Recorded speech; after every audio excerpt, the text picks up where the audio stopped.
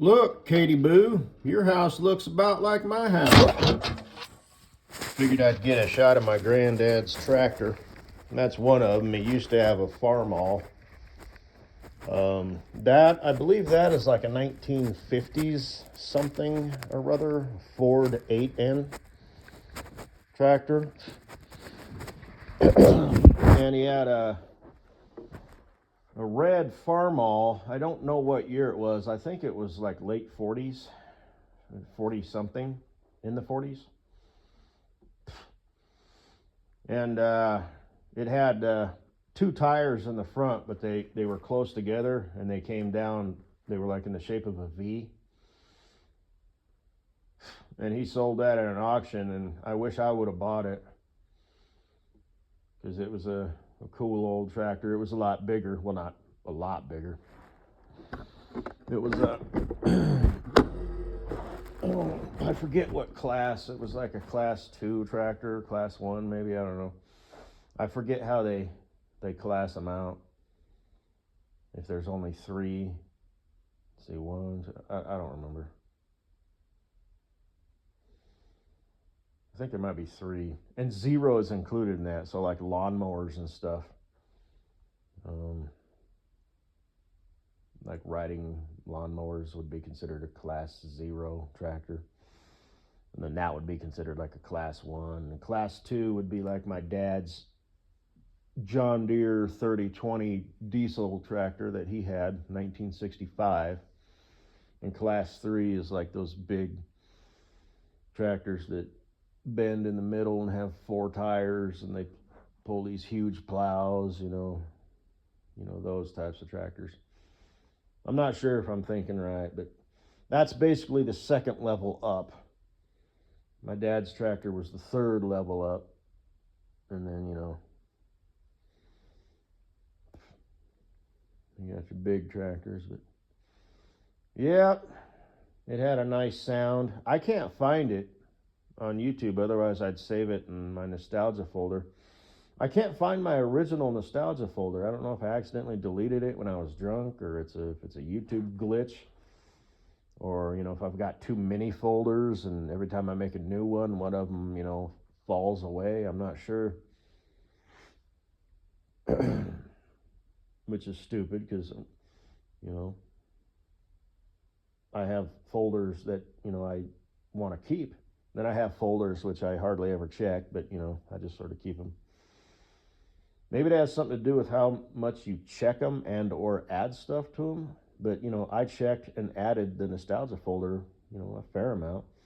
So I started a nostalgia 2, but I don't have a whole lot in there. I'll kind of start replacing shit, start filling it up.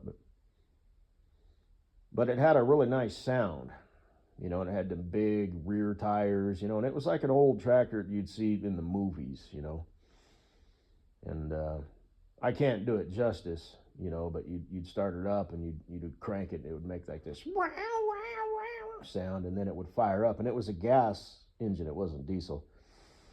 But it would kick off, and it made like this, and it just really sounded really nice. That little 8N, it's a 4-cylinder gas engine, but it doesn't sound nice. It's got like a less angry sound, a smoother sound. I can't duplicate it, but I'm sure you'll hear it one of these days, Katie Boo, because you're going to be my future wife. So it needs a clutch.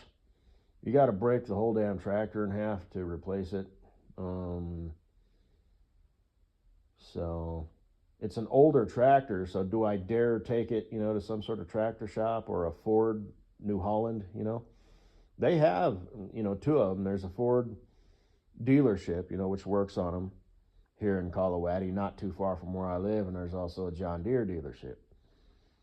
But man, I don't know.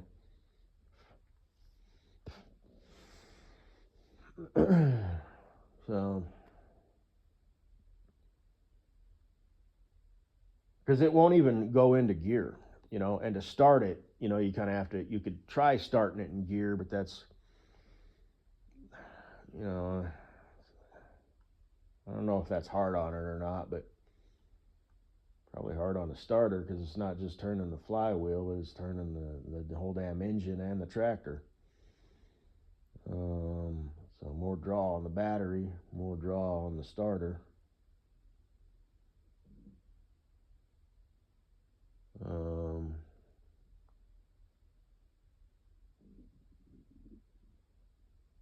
Well, it's what I said that wrong. It's cranking the engine anyway, but it's you know what I said.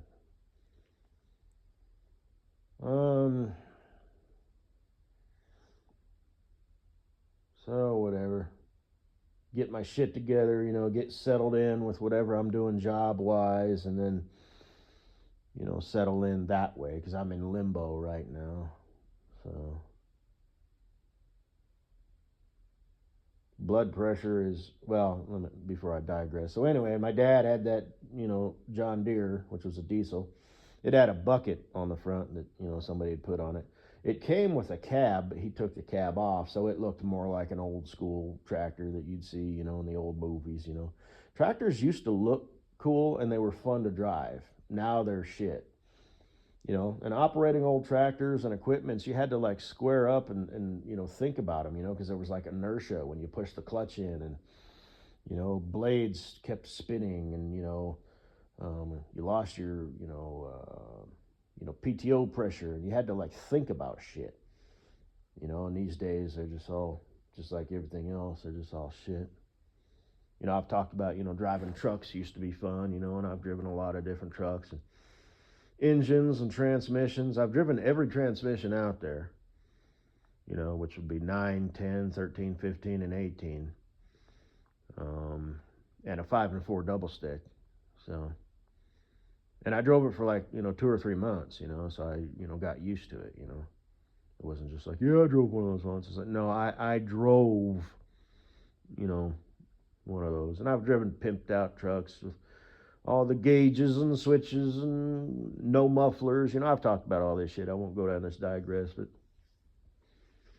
so you'd hit the brake, and all that shit that I've already talked about, or Jake brake, I'm sure you've heard trucks like that, that brrr, Yeah, I was privileged to drive one of those trucks. A lot of long nose Pete's with stacks behind the doors, as well as that K-Dub T900. It's a day cab, but it still had that long hood sticking out there. I like the way they look better than the Peterbilts, just actually, if truth be known. I like the way they're set up. The stick shift is a little bit tighter, and they feel different when you drop it into gear. It's hard to explain, but Peterbilts, trucks are pretty much going all automatic these days, which is horseshit.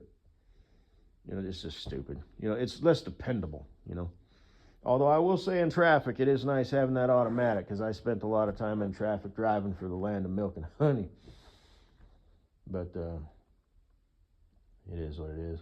And their trucks before that, they had like an air assist, clutch, which was kind of weird, because on normal trucks, the clutch it's really tight, it pushes in hard. And on a lot of Peterbilts, the old kind of the like the long nose style, the clutch comes out from the floor instead of up from above, and the brake pedal and the gas pedal are like rectangles that are just like right next to each other, again on the floor. But anyway, just little things here. And then trucks with the wet kits, if I was hauling, pulling an end dump, then they got the PTO in the middle there, so you push the clutch in, engage the PTO, and then raise the lever. And, I've driven 3-axle dump trucks, hauling asphalt, backing up to the paver, and the whole process of that, you don't want to roll away from the paver and all that, and just, it was fun. I liked it, Okay, that's enough, lower it down. Okay, good, yeah, raise it back up, just doing your thing. I worked for a company that had a contract that paved along I-70, which is a main interstate that runs through Colorado, so we did a lot of those, and we also did neighborhoods and shit. But anyway, I'm not gonna talk about that because you don't care about that, and I'm just thinking out loud, about Memory Lane. Or maybe you would kind of be interested in that, like if we were talking, because I want to know all about you, and maybe you genuinely would want to know, about, you know, you know what I'm saying. You know, it's like, do you really want to? But anyway.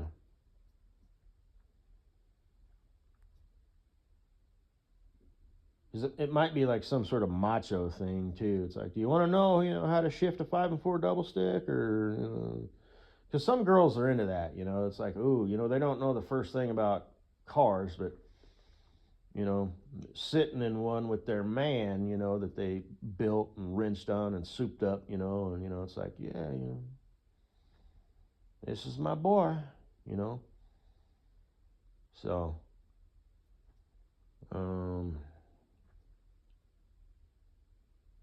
anyway, and some couldn't care less.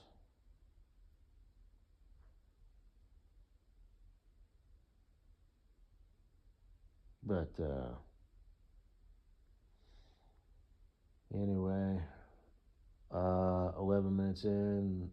It's oh yeah, Saturday night. So usually I'd be out, at some sort of party or get together. If it was summertime, I'd probably be at some backyard barbecue or something.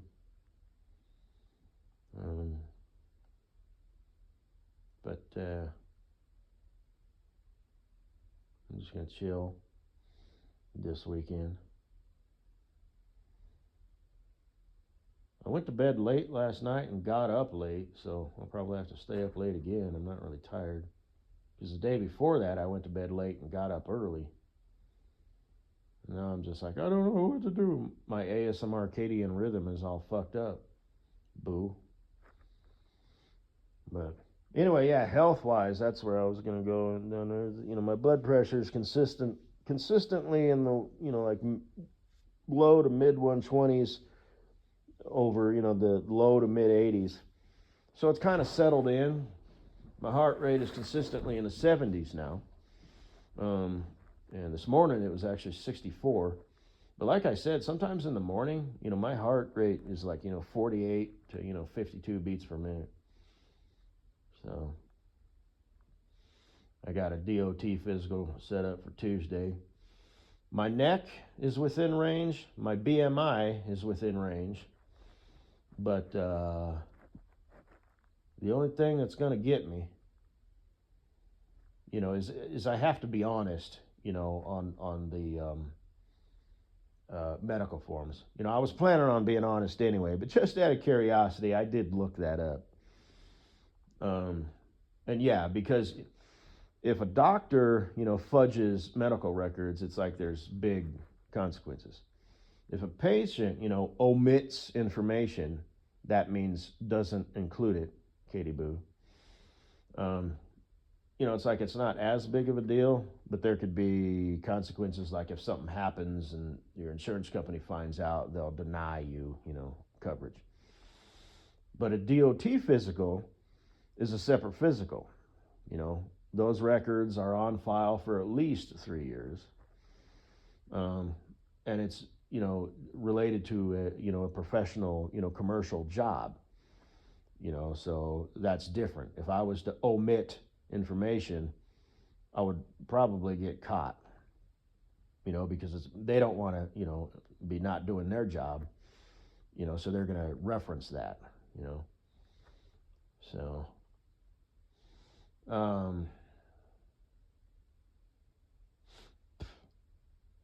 I was on CPAP, and like I said, I neglected to ask the dude if it was the obstructive kind, because I don't really snore, I don't snore at all as far as I know,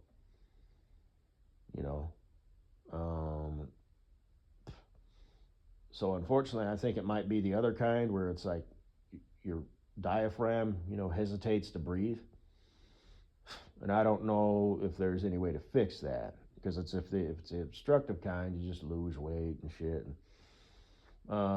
but and like I said, when I went in there, I had coming off of a bender, which is a sedative, and stuff, but alcohol. I don't know if there's a way to like retrain your body, or something like breathing exercises, which I've kind of been doing. I'll skip the details. And I'm me, so I'm very thorough. I do 4 different types of breathing exercises twice a day. Nothing crazy, just 2 minutes for each cycle. So 2, 4, 6, 8, and then later in the day, 2, 4, 6, 8. I do it like I'll do it while I'm sitting down, and then I do it while I'm on the treadmill. You know, I don't know if it has any fucking effect. Probably not. Maybe it does, but not enough time. Maybe it would take like 3 months, of every day doing that to retrain your bowel a day. And it's not the end of the world if I'm on that machine. Like I said, you don't have to use it every night. You just have to use it 70%, of days, basically. So it's like a sliding scale. And in order to get credit, you have to use it for at least 4 hours, and then you can take it off. And that's the rules. There's no way to like cheat it or accumulate it. You can't just, wear it for like, 48 hours and, get ahead of the game. It's like, okay, 4 hours, no more, no less. Okay, boom, you've got credit. And it keeps track on the machine, which I still have. And I always went, at least 4 minutes or 4 hours and 1 minute just for safety. And then you get credit. So, how I used to do when I was driving for the Land of Milk and Honey, is I would use it during the week. And then when I was taking my restart, I wouldn't have to use it. And then if I remember correctly, I did have to use it, on the Sunday before I went back to work. Now, I was on like a 6-2 or 6-3 schedule. I don't remember. Yeah, it was 6-2. But I would just use it, during the day. I'd listen to YouTube videos for an hour, and then I'd go do shit. If you watch a movie, slap that bitch on. I'd use it while I was in the car. I'd use it while I was driving down the road at work, but somebody took a picture, and lo and behold, somebody, showed it to me. And I figured that might happen, and the safety guy was right there, so I got in trouble for that. But I'd still use it after dark, and I'd use it like on the back rural roads. Now, somebody could still see me and call Walmart, and be like, I saw one of your trucks at this time, at this location, wearing one of those CPAP masks. My husband's a truck driver, and he wears a CPAP mask. And I know you're supposed to wear those at night so you don't fall asleep at the wheel and kill somebody. And they'd kind of turn me in. And they do have them that just cover your nose, which would be easier to hide. But, I would just, grab time, cheat, a little bit here and there. Because I would just keep it on the seat next to me. So I really would. Like if I was in an area where there was no traffic, I'd slap that bitch on. And then if a car passed me, I'd just take it off real quick. And it would stop counting because it knows, like, if you're wearing it, and it can sense if you're breathing. You can't cheat and just put it on a pillow or a cantaloupe or anything. And then I'd slow that bitch back on. So just, I'd accumulate it everywhere I could. And it's not the end of the world. They have these brackets that you can stick under your mattress so it holds the hose up out of the way. But I don't like wearing that thing on my face. And, it does make noise. It's not, super loud, but the thing is, it would be a problem, a nuisance. It's not even really a pain in the ass. It's just something that I don't like. And like I said, even if I had the other type, I believe that I could, train my body to get out of that, but it just might take some time because I might need to rewire, my empathetic nervous system or whatever it's called, kind of retrain my brain, but anyway, so that's that. And as far as, keeping track, I don't know who I would report that to.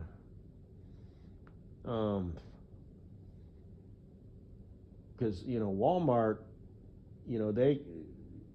there was a company that kept track of it, but they're like kind of it's hard for me to explain. But basically, Walmart was all about it. But if I go back to work, for the company before Walmart, they don't really care. So even if I was on it, the thing is, though, I don't think it says it on your DOT card because I looked that up. But you know, if like a DOT officer was to ask for that, and I've never had a DOT officer ask for my medical card, but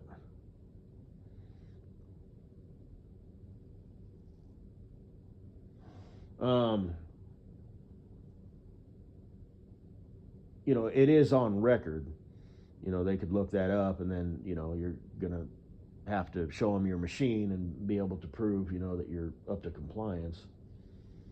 So these are things that I'll have to find out, you know, if I need to go back on CPAP. And I'll have to take the sleep test, which, you know, can run anywhere from $1,000 to, you know, $4,000. And I'm not insured right now, so that would be out of pocket. It's not a law, though, you know, to use CPAP. It's just, unfortunately, it's kind of up to the doctor's discretion, you know, so. Like I said, I'm within the perimeters. But, you know, I was on the fucking thing, so that's on record. So, and if I was to omit it, and if he caught me and just, you know, I'd be running that risk, you know, that he says, you know, you need to be honest, you know, you want to refill out this form and fill it out right now? Or he might just deny and be like, look, you lied, you know, blah, blah, blah. I'm going to have to, you know, and whatever the punishment for that is, I don't know. You know what I mean? I don't think I would be, you know, ineligible to get my CDL back. You know, I don't know what the punishment would be, but, you know, it's better to just be honest, because like I said, a DOT physical, you know, that's not your primary care physician where that shit's, you know, private, you know. You know, this is commercial shit, you know, regulated by the Federal Motor Carrier Safety Association, or however I said it, Federal Motor Carrier, yeah, FMCSA or whatever. So it would behoove me not to fuck around, you know. And it said that too when I looked it up. And, you know, I figured this for obvious, but it said, you know, don't doctor shop, you know, like if one doctor denies and you're just like, okay, I'm out, you know. You go to another doctor, well, it's all on record, you know. So, and then, you know, you will, you know, then you're trying to buck the system, you know. So anyway, we'll see how that horse shit goes. Because when I got on it the first time, you know, I failed because my neck, you know, was just like barely too big, you know. And now it's not, at least when I measure it myself, you know, because I have one of those, you know, like tape rulers that are, you know what I'm saying. So, what the fuck ever. And like I said, Katie Boo, it's not really a big deal, because when we're married, you know, leave a comment below. Obviously, driving over the road would be out of the option. Now, driving local, yeah, you know, I'd be home every night and I'd still have to use that machine. But if that were the deal, like I said, you know, I'd say, look, you know, give me, what do you think? You know, because like I said, it's not super noisy or anything. It's just something that I would rather not have in my life. You know what I mean? So I was like, okay, give me 3 months, you know, and we'll see if I can't retrain my brain, you know, and my nervous system, you know, if it's the other kind, you know. And we'll see if I can't get off of this thing. And if I can't, then I think I'm just going to switch jobs. So.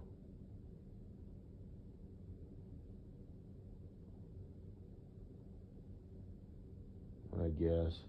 And like I said, doing the over-road thing, I'd be sneaking, you know, at shippers and receivers. You know, it pretty much always takes, you know, 2 or 3 hours. Although with that company, you know, I would usually spend at least, you know, an hour or two at the shippers and receivers. Sometimes it would take, you know, all fucking day, and there's that shit. But,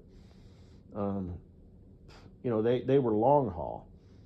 So, you know, all of my trips frequently took, you know, 2.5 to 3 days to get somewhere. So, I'd have to sneak in those hours during the day, while I was driving down the road. And I could get like one of those sun visors that you put on your windshield so people passing me, couldn't look in and see. Like if they looked in my mirror, they would just see the visor. So that's an option too. Like I said, if things worked out, and I got my CDL easy cheesy and I was hired on back with my other company, that would be a problem that I would embrace. And as for you and I, and the, living out our life happily ever after, and all that, yeah, leave a comment below, fuck off, whatever, how, we already discussed this, or not. But, discuss this. So, that being said, bullshit, aside, yes, I would embrace that problem. And then when you leave the comment below and, and we kick this off, whatever, as if, and this, that, and the other, like I said, maybe I'll give you a call, if that's your number, whatever the deal is. Because like I said, what the hell? Maybe I'll DM you, or something, I'll message you, But, then the game changes. Over the road goes out the window. And I'd rather not, I don't, I would switch jobs, actually, hypothetically. I'm not going to cuddle you with a goddamn fucking medical apparatus on my fucking face. And it's back there,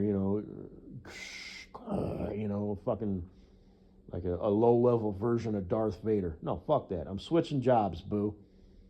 I'm going to do something else. I'm going to become a roofer. I will work my ass off. Because you would be, well, like I said, doing the long hours thing kind of doesn't really jive. Even though you're too old to have kids, you old bag, I'd still want to be, home with you and have time in the evenings to, do shit. I don't want to leave the house when it's dark and come home when it's dark. Well, sometimes in the winter it's unavoidable because the days are shorter, my last company, summertime doesn't get dark till like 9, so that was a dumb thing to say, but